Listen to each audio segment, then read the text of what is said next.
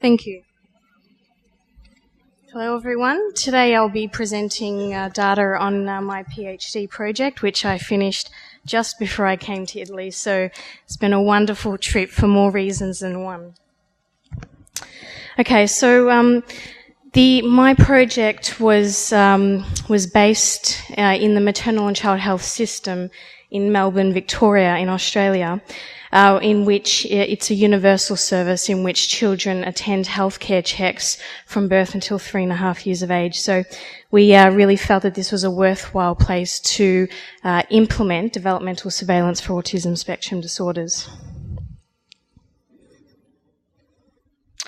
Okay, so the team consists of myself and my supervisor, Associate Professor Cheryl DeSonaika, and also Lael Ridgway, who was a maternal and child health nurse and educator, and who really helped with the grassroots implementation of this project as she knew the inner workings of the system. And I'm working out of the newly established Olga Tennison Autism Research Centre in Melbourne, Australia. So it's a very exciting time for autism research in Australia. Okay, so although there is a large body of research showing that there are key markers for the identification of ASDs in infancy and toddlerhood, which have been found through retrospective videotape, parental questionnaire and high-risk sibling studies, there have only been 2 large-scale community-based screening studies for ASD to date, which is the Checklist for Autism in Toddlers and the Early Screening of Autistic Traits questionnaire. Now, it has been well documented that although the chat has good specificity for ASDs at 18 months, it does lack sensitivity, missing over 60% of children with ASDs.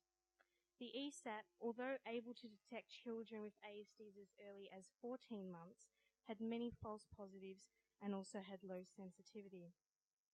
So Charman's quote in 2001, "There is no instrument sufficiently robust to recommend universal screening," still resonates today. So consequently, there remains a need for more prospective studies of infants, which are conducted in community service centres. So in Victoria, Australia, infant development is monitored by trained maternal and child health nurses at regular intervals from birth to 3.5 years of age. So given that attendance remains relatively high within the first 2 years of life, this universal service has enormous potential to identify children for a host of developmental disabilities, including ASD.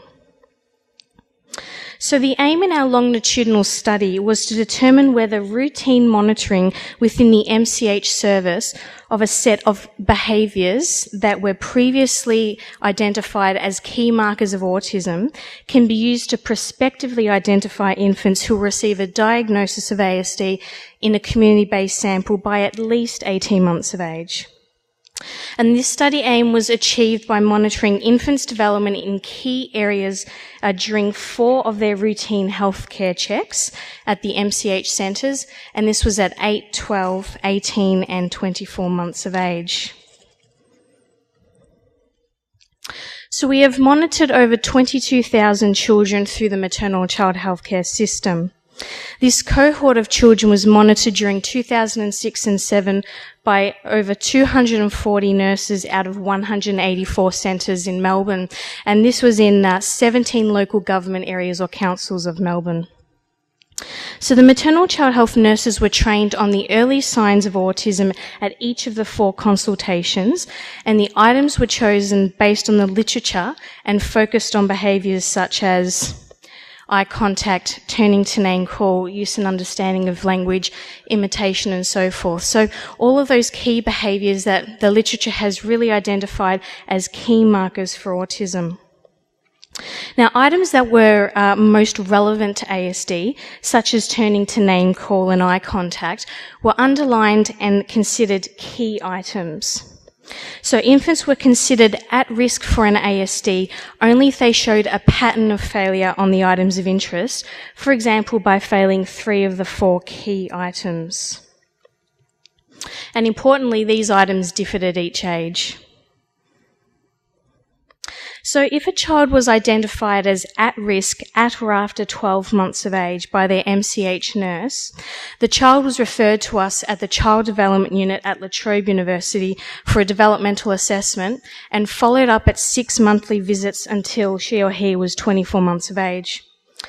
And assessments at 12 and 18 months included the early social and communication scales, the Mullen scales of early learning, as well as parental questionnaires. And at 24 months, in addition to the Mullen, a diagnostic assessment was performed using the ADOS and the ADIR. Okay, so the referred sample has been broken up into 3 groups: autistic disorder, or AD, autism spectrum disorder, so those children who are meeting criteria on the ADOS for ASD, not AD, and developmental or language delay without autism. Now, although 216 referrals were made to us by the nurses, only 124 consent forms were received for various reasons, such as not getting parental consent for participation in the study.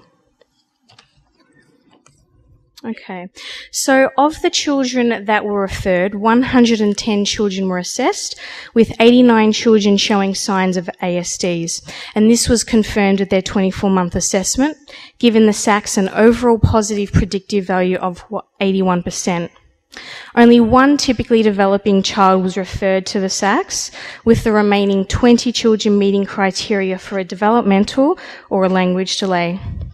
Now, importantly, 9 out of the 10 12-month-olds and 30 out of the 38 18-month-olds were actually meeting criteria for an ASD when given the diagnostic assessment at 24 months of age.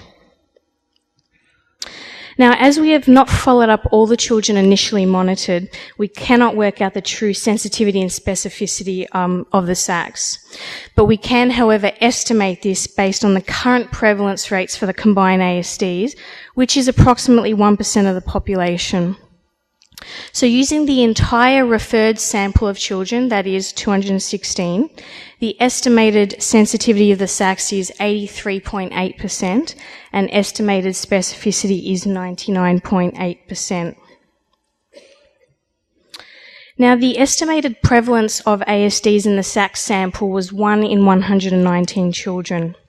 This was estimated based on the number of children assessed who had a classification of an ASD and combined with 81% of children who were referred as at risk and not assessed.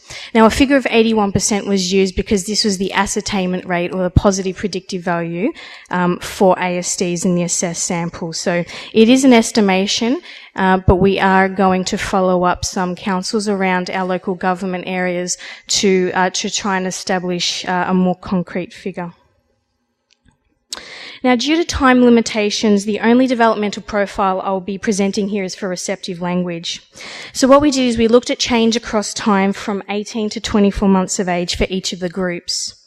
Now, it can be seen that for the children with developmental and language delay, they're performing at around about, or at the same level as the children with autism spectrum disorder, but they significantly improve their receptive language skills on the Mullen between 18 and 24 months. However, the children with ASD and the children with AD do not. They stay at the same level between 18 and 24 months.